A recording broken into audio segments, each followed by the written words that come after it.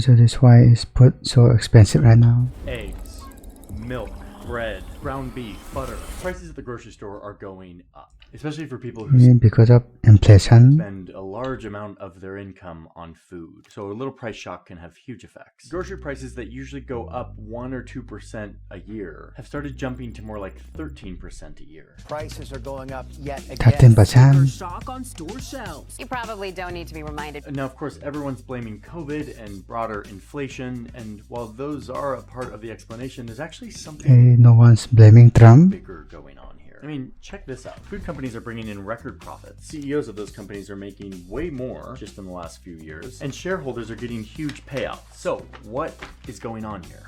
That is a question I have had for a long time, and we're sitting here in the kitchen, which is also our studio, and I thought, gotta use it sometime, so why not on the video about food? Today we're gonna understand our food system, the vast, complicated, kind of magical food system that provides a lot of us with our nourishment, bringing food from all around the world to our grocery store shelves. And then we're gonna look at the corporations behind this system. I wanna understand what their incentives are, what their power is, and what they have to do, if anything, with the rising prices. I also wanna understand why they're making so much money right now. And ultimately, I want to answer what and who is behind Because they're successful at making products. this massive increase in grocery store prices. About 8,000 years ago, in what today is Syria and Iraq, you could find humans doing something that was pretty unique for the time. They're growing food, and in fact more food than they actually needed, and then started trading it with other people who had more than they needed. Now this was new. If there was one group who lived near a salt mine and another group who grew wheat, they would both make a surplus, they would swap their goods, and both would be better off. A super basic idea that changed everything. Humans started doing this at a more and more massive scale, crossing seas and deserts, building empires, And they just started doing this 8,000 years ago. No salt. goods, to share tools, to spread ideas. And the collective human focus became, how do we do this better, bigger? We invented technology to improve it. We fought wars over it. We created money and companies and laws, entire systems, just to trade more stuff with more people. Trade was changing the world. And a lot of the history of our world is the history of trade. It's what spread ideas and technology and flavors around the globe. Arabic math and Chinese inventions, tomatoes arriving So when do they introduce money then? to Italy, chilies arriving to Asia, corn to Africa. Coffee arrives to Europe in like the 1500s and blows everyone's minds, contributes to a whole revolution in thinking. Good coffee, guys. But despite all of this global trade and improvement in connecting the world and bringing flavors everywhere, food still remained quite expensive. You still had to work really hard just to feed yourself and your family. Agriculture and food preparation required immense physical labor, involving entire households in the effort to produce sufficient calories to survive. We have data from the late 1700s that shows that people in Britain spent 75% of their income just feeding themselves. Around the same time in France, they were spending about 70% of their income on bread alone. That's a lot of percentage. Oh my god. Is there anything better than just white bread?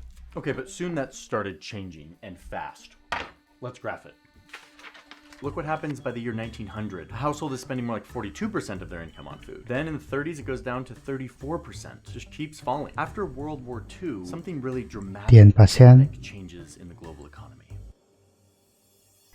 Yeah, for the rich people maybe. The US and its allies built a global economic system meant to connect the globe. Maybe if everyone's economy was connected, they would all be benefiting too much to fight each other, was kind of the thinking. And America wanted to set the rules for everyone, and they successfully did. And with this new system comes a whole new level of efficiency and connection, like these magical boxes that can go seamlessly from ships to trains to trucks, drastically cutting costs and loading time. The world standardized around everything from railroad sizes, pallet sizes, paper sizes, barcodes, shoe sizes, screw sizes. It's invisible stuff. This isn't sexy, but it's important. It's transformative. The whole idea being that if everyone's using the same system, everything, everywhere becomes more efficient. Trade gets better. Now a tractor part made in South Korea snaps in nicely to a tractor in Kansas. And then there was the US dollar that everyone could use as the global currency, along with international agreements that laid the rules for modern trade. Suddenly, it's like the 1950s and the whole world is being stitched together in ways our ancient grain trading ancestors could have never imagined. And this is why today almost everything you touch has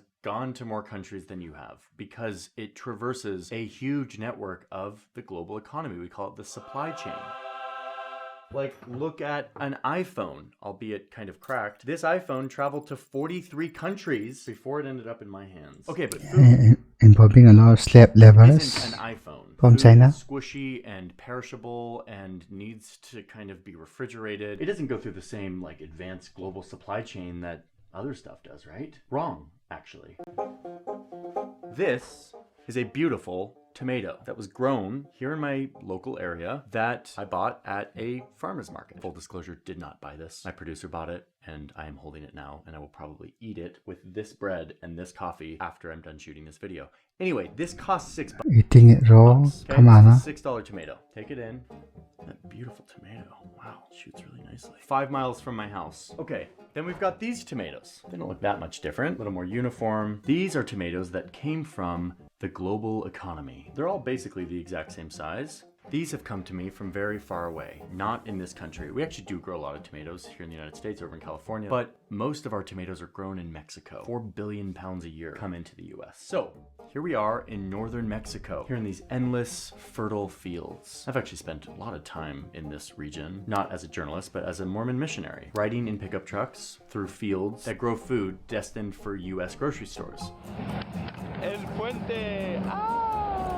Anyway, let's not look at my bad Spanish. Let's talk about the journey of a tomato. They're often picked while they are still green. They're not ripe yet. Often picked by hand and then loaded into trucks. A tomato like this will often go into a sealed room where they are gassed with ethylene to ripen them. Ethylene is just a naturally occurring hormone that helps ripen these guys. And they want them to all ripen at the same time, right as they get to the grocery store. But we have a long way to go before we get to the grocery store. So they're pumped with this gas. And then if they're going into cans, which a lot of tomatoes do, they go through this industrial factory wizardry. But for the ones that are gonna end up like this, fresh, they are on a truck headed north. They end up in a nearby city, probably the capital, Culiacan, in this big facility where they are sorted, chilled, and then put on big pallets. They get back onto a truck, which, by the way, all of these trucks are refrigerated. How long it usually takes for it to ripen? That's a big logistical challenge to make sure these things don't get too hot Is it really? cold. And now the truck is heading north. It gets to the US-Mexico border. Look, this is where people go back and forth between the two countries, but over here is a special border crossing just for trucks. Our tomatoes are in one of these. It clears customs, and then it probably ends up at one of these transfer stations where the trailer might be transferred on to another truck to an American driver who will take it from there. The tomatoes are now in the United States. Once in the US, they might be re-ripened and repackaged, and they eventually take a long-haul trip on America's freeways, ending up at a distribution center like this one in Illinois. Here, tucked into the endless expanse of farmland, is this massive building surrounded by cargo trucks. The tomatoes are unloaded, they're scanned for inventory, they're repackaged, and then they're back on the road, headed towards the grocery store. And I promise I'm getting close here. Okay, we've arrived at the grocery store. This whole journey was 9 days, about 1,000 kilometers or 620 miles. Almost 10 days. Tomatoes are finally stacked in the vegetable aisle, ready for you to buy a pound for $2. Bring them home, chop them up, and throw them into a sauce. Bon appetit. That was crazy, right? Like that whole journey, like your tomatoes came all the way from a farm in Mexico and they somehow made it to the grocery store without being smashed or like going bad and are somehow significantly cheaper than this? How does that work? Like, how does that make any sense? And it's not just tomatoes. Avocado. Avocados are picked by hand in southern Mexico, sorted, chilled, trucked, and displayed in the northeast of the United States in the dead of winter for like $3. Most of our vegetables in the United States come from other countries, like 60%. And of course, you can imagine that it gets more complicated with animal products, eggs, milk, meat. But this is your food system, our food system. The majority of us participate in this food system. Wait, pause. I'm about to get into the part where I say why the food is more expensive, and these journeys are really important. But I wouldn't be able to make these videos without sponsors, and so I need to...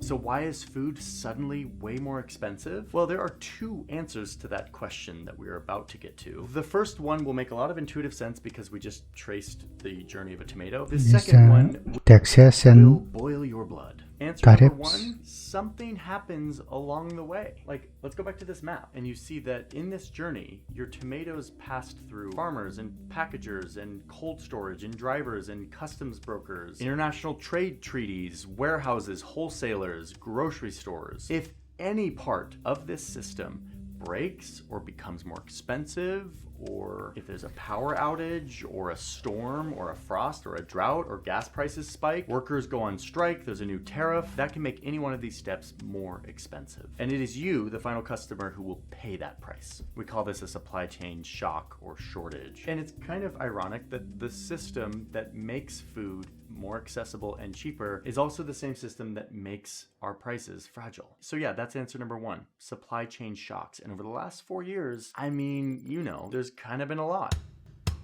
There was obviously COVID, but that was just the beginning of a domino effect. There was a drought. I mean, that was like 4 years ago, bro. So olive oil prices 5 years ago. Climate-related issues have screwed up fresh produce writ large. There are both climate stuff that affects how much you can grow, but also sometimes climate then interacts with like disease outbreaks. A freeze in Texas wiped out a bunch of citrus. These farmers are experiencing some of the worst conditions ever because of the drought. The ground is just not fit for grazing, and like many others, the rancher here has had to cull his herd because it's more economical than feeding them. Russia's invasion of Ukraine messed with a lot of industries. The war in Ukraine spiked wheat prices there for a little bit and also spiked fertilizer prices. And the issue is Russia controls one type of fertilizer, but not two others. And so it meant farmers had to like retool all of their systems to switch to the other fertilizer. And then there was a run on those two fertilizers. Oh, palm oil got really screwed up there for a while because Indonesia decided to temporarily ban exports because prices were increasing so much. So they wanted to make sure they had enough supply. This was also kind of in the wake of Ukraine. And so vegetable oil prices were up. A hurricane in Florida messes with orange groves. The Houthi rebels in Yemen are firing rockets at these merchant ships that are the lifeblood of the global economy. But Canada, why? the largest producer of canola oil, had a big drought, and so that dropped. Meat processing during the pandemic, there were massive COVID outbreaks in meat packing, and so they had slowed down a lot of line speeds because there were fewer workers, and so just like less meat was getting slaughtered and packaged. And then of course there were shortages in random things like packaging and trucking and cold storage and shipping containers. During COVID, production of aluminum cans was lower because factories were closed, but then trade wars over aluminum has affected cans, and so for a while soda was being affected and beer were being affected. Each shock to the system triggers a reverberation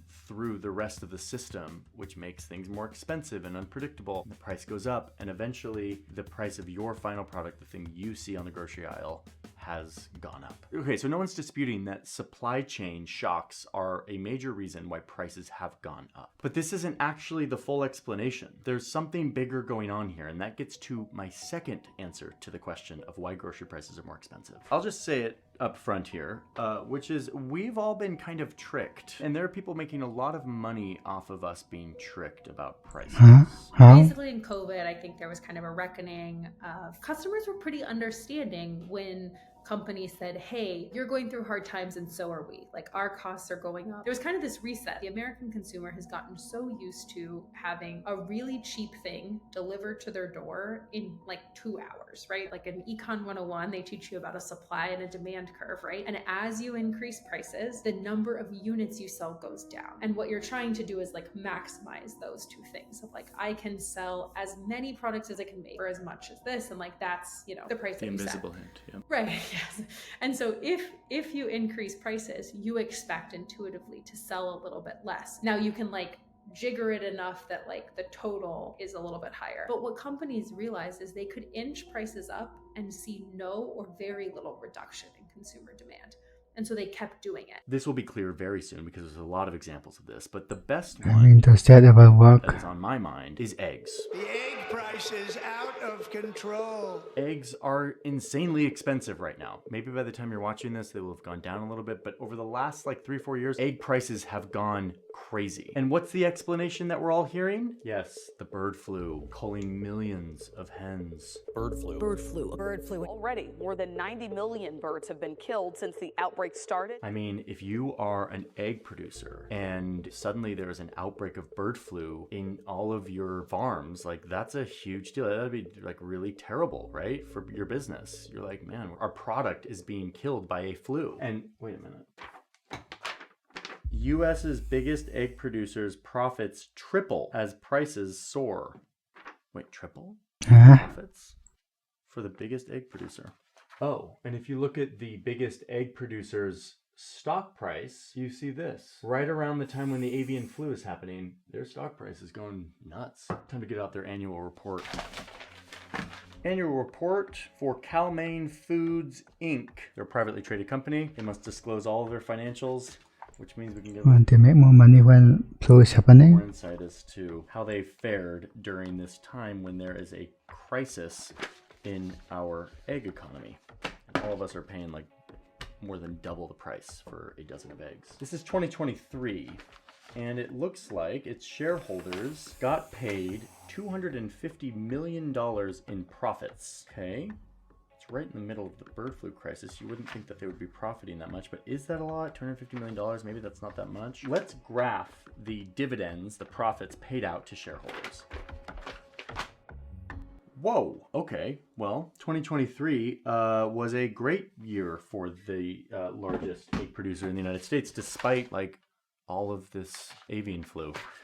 So in 2023, they paid $250 million. The year before, they paid $6 million. So they had a 40 times increase in the profits they paid out to their shareholders. Right in the heart of when all of us were going to restaurants, seeing these signs. We're raising prices on eggs because there's a bird flu, so we have to pay more. But the company making the eggs is profiting a lot more money. It's not just revenue. It's not like they're making more money. I mean, they increase the price. So costs have increased. makes sense. So they are profiting. They are making way more money after all of their costs, and we're all paying more. Oh, and this year, 2025, their profits are up 342% in Q2 of this year. I mean, just to mic drop, like drive this home, let's put these two graphs next to each other. This one is the price for a dozen eggs. It's gone up a ton because of bird flu. And this one is profits for shareholder of Cal-Maine Foods going up at the same time. So these graphs tell a story of a company who was able to raise prices more than what they needed to cover their costs. And they were somehow able to do that. Can we just look at I mean, people are still buying it, so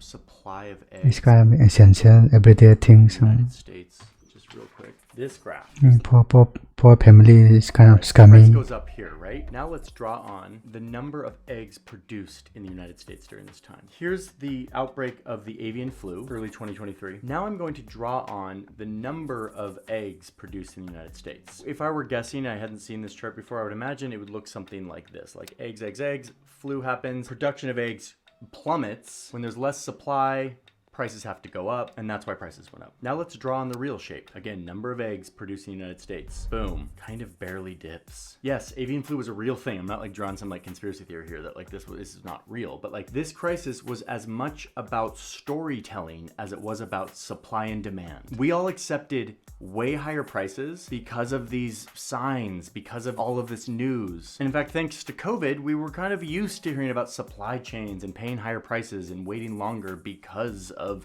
something that's out of our control. This is the driver of So no one's going to investigate this. right? But what this story tells is that there's a company that, by the way, controls 25% of the market. They're a huge player, the largest player by far in the egg economy, that has the ability to raise prices even when they don't need to increase costs. And that company, by the way, if you chart how many eggs they were making, during the crisis, they were actually making more eggs and just selling them at a way higher price. So of course their profits tripled. Of course their shareholders made off with huge dividends. You can read a lot more about this in a couple really good reports that were very helpful for our reporting, one of which concludes that corporations have used this outbreak, the avian flu, as a smokescreen for raising prices beyond what was necessary to cover any rising costs. This is the kind of stuff that happens when one company owns a huge portion of an industry. They just have a ton of control and they're able to manipulate the market. That is So basically like supposed to YouTube. be a competitive space where all the firms compete for customers by lowering their prices as much as they possibly can. But our modern food system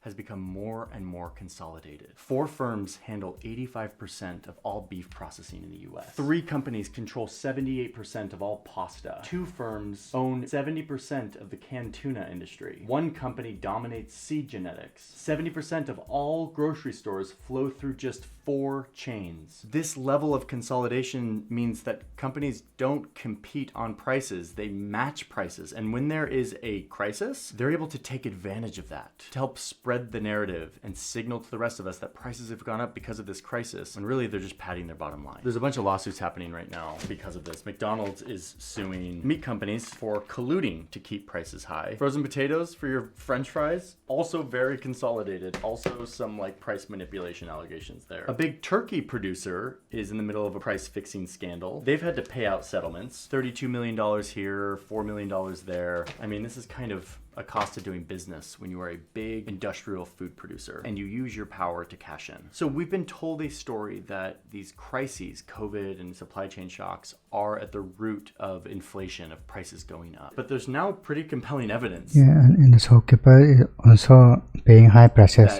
Corporate profits, their ability to take advantage of these crises to raise prices above where they need to be, is a major driver of inflation. Meaning we're paying more money and we're making these companies way richer. Corporate profits are at an all-time high despite some volatility in the economy. Last year, margins reached over 16%, which is the highest on record since 1950. And it's not just in food, it's across all sectors. The CFO of Hershey in 2023 said on an earnings call to the company shareholders, quote, "Pricing and productivity gains more than offset inflation and higher manufacturing and overhead costs." In non-Wall Street speak, that says, we increased our prices well above what our increased costs were. Like our costs for sugar, cocoa, etc. have gone up, but we have been able to not only pass all of those costs on to consumers, but then some, increasing our profit margins. Hershey's wasn't the only company to say this. Virtually like the vast majority of S&P 500 companies said this. Frito-Lay and PepsiCo, for example, did the same thing where they said, we've been able to rapidly increase kind of our pricing actions is what they call them, which just means increasing prices. So profits are soaring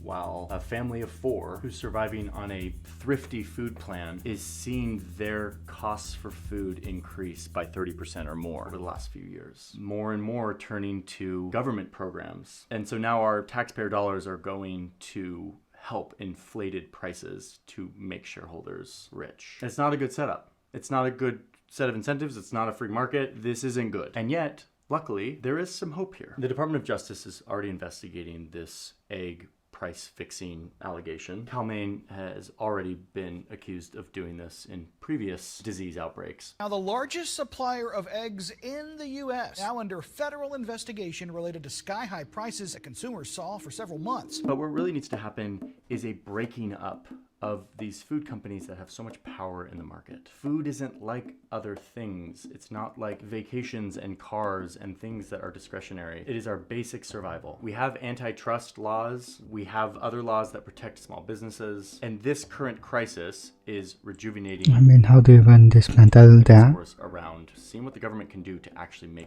prices just make a good company more affordable to everyday Americans. I think that's a solution. There's also a necessary reckoning with how reliant we are on these far-flung supply chains. COVID really started this, and you're starting to see more and more stuff come regional and local. Mexico is experimenting with the government coming in and putting a price control for a basic basket of food, using their power to negotiate with food corporations to keep prices affordable for the basics. One place that grocery prices really didn't increase all that much was Mexico, and that's because Claudia Sheinbaum's administration did this thing called, in Spanish, it translates to basic basket. And so for the equivalent of like $40, you can get enough food to feed your family of like rice, beef, a couple vegetables, a gallon of milk, these basics. And in fact, that price has come down by like 12% over the past year. And she did this, it's effectively a price control, but it's voluntary. So in fact, Walmart of Mexico participates in this program, but she got a bunch of farmers and suppliers and retailers to all buy into this program. She negotiated this big deal, and they all offer like a basic basket of goods for a low price for Mexican families. She just used kind of the weight of the government to say, hey, I think groceries should be cheaper for Mexicans, and how can we work together to do it? Yeah, why don't Trump do it then?